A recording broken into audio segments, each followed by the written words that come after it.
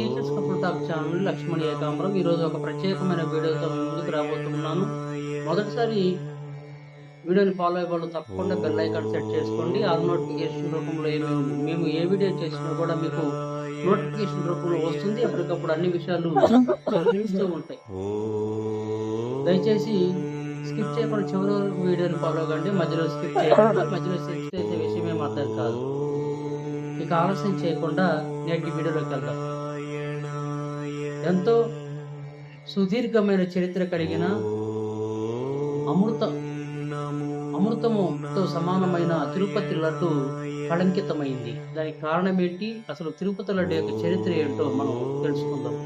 September 24న Andhra Pradesh రాష్ట్ర ముఖ్యమంత్రి శ్రీ నారా చంద్రబాబు నాయుడు గారు స్వయంగా తిరుపతి లడ్డులో పంది కొవ్వును కలుపుతున్నారని, తిరుపతి ప్రసాదము శ్రీవారి ప్రసాదము కళంకితమవుతుందని ఆరోపించారు. ఆంధ్రప్రదేశ్ డిప్యూటీ సీఎం పవన్ కళ్యాణ్ గారు దీనికి ప్రాయశ్చిత్త దీక్షను చేపట్టారు. ప్రస్తుతం దీక్షలో కొనసాగుతూ ఉన్నారు. దీనిలో భాగంగా మంగళగిరిలోని శ్రీ వెంకటేశ్వర స్వామి టెంపుల్లో ప్రాయశ్చిత్త దీక్షను స్వీకరించి శ్రీ విజయవాడలోని శ్రీ కనకదుర్గమ్మ తల్లి మెట్ల యొక్క పాదాలను పసుపు కుంకుమతో పూజిస్తూ పాదాలను దుర్గాదేవి గుడి మెట్లని సంప్రోక్షణ చేసి దీక్షని నిర్వహించారు. ప్రస్తుతం దీక్షలోనే కొనసాగుతూ ఉన్నారు. అయితే కళంకితమైన లడ్డు గల సుదీర్ఘమైన చరిత్ర ఏంటో ఒకసారి మనం తెలుసుకునే ప్రయత్నం చేద్దాం.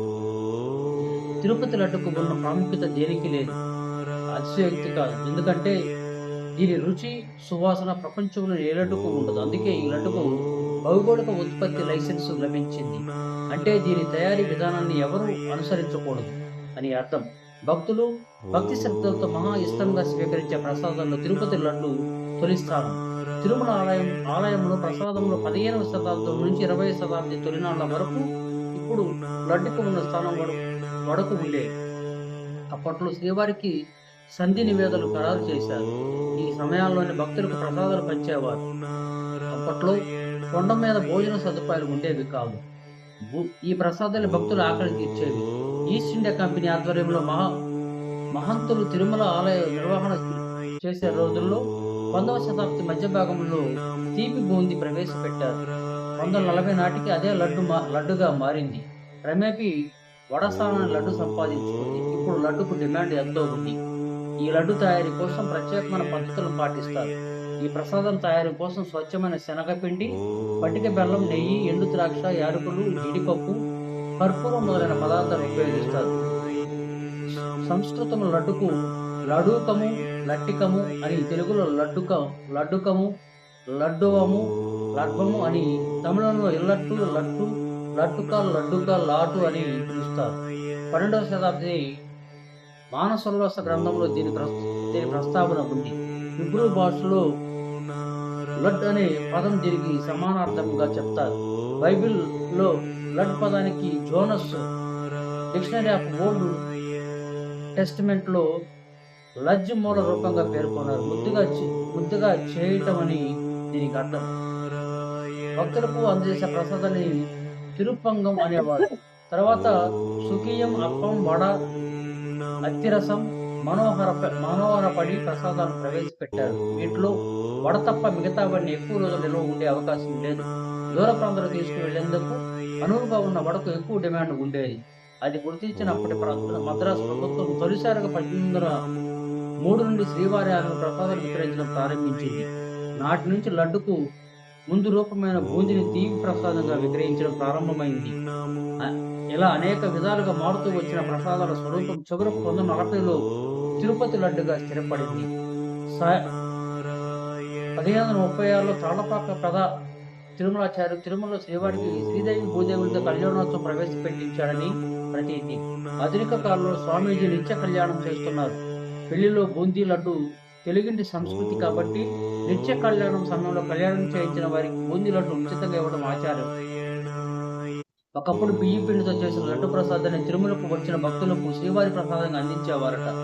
బియ్య పిండి బెల్లం కలిపి కట్టిన ఈ లడ్డును మనోహర అని పిలిచేవారు. కర్ణాటక మేల్కోట దేవాలయంలో మనోహరం ప్రసాదాన్ని పెడతారు. మధుర మీనాక్షి దేవాలయంలో బియ్య పిండి, మినప్పిండి పెసరపిండి కలిపి లావు కారపూస వండి దాన్ని చిన్న ముక్కలుగా విరిచి బెల్లం పాకంలో వేసి ఉండకట్టి నైవేద్యం పెడతారు. దీన్ని మనోహరం అంటారు. మన మిఠాయి లడ్డు లాంటిదే. మనోహరాల గురించి హంసవింశతి కావ్యంలో కూడా ప్రస్తావన ఉంది. అంటే 350 ఏళ్ల క్రితం వరకు మనోహరం ఒక ప్రసిద్ధమైన తీపి వంటకం. ఆస్థానం లడ్డులో అనేక రకాలున్నాయి. ఆస్థానం లడ్డు, కళ్యాణోత్సవం లడ్డు, ప్రోక్తం లడ్డు. దీంట్లో ఆస్థానం లడ్డును ప్రత్యేక ఉత్సవాల సందర్భంగా తయారు చేసి ఆలయ గౌరవ అతిథులకు మాత్రమే దీన్ని ఇస్తారు. దీని బరువు 750 గ్రాములు. దీన్ని దిట్టంలో ఖరారు చేసి మోతాదు కన్నా ఎక్కువ నెయ్యి, ముంత మామిడి పప్పు, కుంకుమ పువ్వుతో ప్రత్యేకంగా తయారు చేస్తారు. వీటిని ప్రత్యేక ఉత్సవాల సందర్భంగా మాత్రమే తయారు చేస్తారు. ప్రత్యేక అతిథులకు మాత్రమే వీటిని అందజేస్తారు. కళ్యాణోత్సవం లడ్డు. కళ్యాణోత్సవం లడ్డు ఆతిథ్య సేవలో పాల్గొనే గృహస్థులకు, భక్తులకు కళ్యాణోత్సవం లడ్డును ప్రసాదంగా అందజేస్తారు. ప్రోక్తం లడ్డును వీటిని సాధారణంగా దర్శనానికి వచ్చే భక్తులకి వచ్చే ప్రసాదంగా అందిస్తారు. తిరుపతి లడ్డుకు భౌగోళిక కాపీరైట్ హక్కు లభించింది. దీనివల్ల తిరుమల తయారయ్యే లడ్డు ప్రసాదంపై తిరుమల తిరుపతి దేవస్థానానికి పూర్తి హక్కులు సంక్రమించాయి. దీనివల్ల ఎలాంటి లడ్డులు తయారు చేయడానికి కానీ, దాని పేరును వినియోగించుకునేందుకు కానీ ఇతరులకు ఎలాంటి అవకాశం ఉండదు.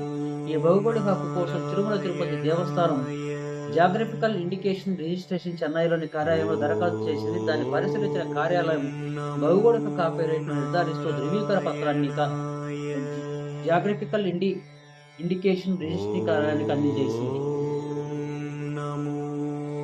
తిరుమల ఆలయంలో మూలమూర్తి కొలువు తీరి ఉండే గర్భాలయానికి శ్రీవారి కోటు ముందు బకుళమాత విగ్రహం నెలకొల్పారు. వాస్తు ప్రకారం ఆగ్నేయంగా ఆలయంలో నిర్మించిన చోట పోటు ప్రసాదాలు తయారు చేస్తారు. తయారైన ప్రసాదాలు శ్రీనివాసుని తల్లి బకుళమాత విగ్రహం అతను తీసుకువస్తారు. అక్కడ ఆమె ముందు ఉంచిన తర్వాత స్వామివారికి నైవేద్యంగా సమర్పించడం ఆనవాయితీ. లడ్డు, వడలు మొదలైన పానీయారాలు ఆలయంలో సంపంగి ప్రకారం ఉత్తర భాగాలు తయారు చేస్తారు. వాటిని కూడా తల్లికి చూపించక స్వామికి నైవేద్యంగా సమర్పిస్తారు. శ్రీవారి ఆలయంలో లడ్డూల తయారీకి కావలసిన సరుకుల మోతాదును దిట్టం అంటారు. దీన్ని తొలిసారిగా టీటీడీ పాలక మండలి 1950లో నిర్ణయించింది. పెరుగుతున్న భక్తులకు అనుగుణంగా దిట్టాన్ని పెంచుతూ వచ్చారు. ప్రస్తుతం 2001లో సవరించిన దిట్టాన్ని అనుసరిస్తున్నారు. దీన్నే పడితరం దిట్టం స్కేలు అని పిలుస్తారు. పడి అంటే 51 వస్తువులు, పడికి కావలసిన వస్తువుల దిట్టం ఉంటుంది.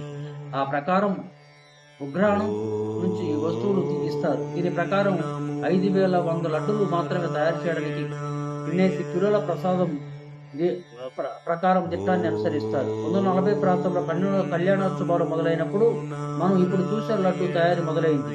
దీన్ని తయారు చేయడానికి ప్రత్యేక పద్ధతి అంటూ ఒకటి ఉంది. లడ్డు తయారు చేయడానికి వాడే సరుకుల మొత్తాన్ని దిట్టం అని పిలుస్తారు.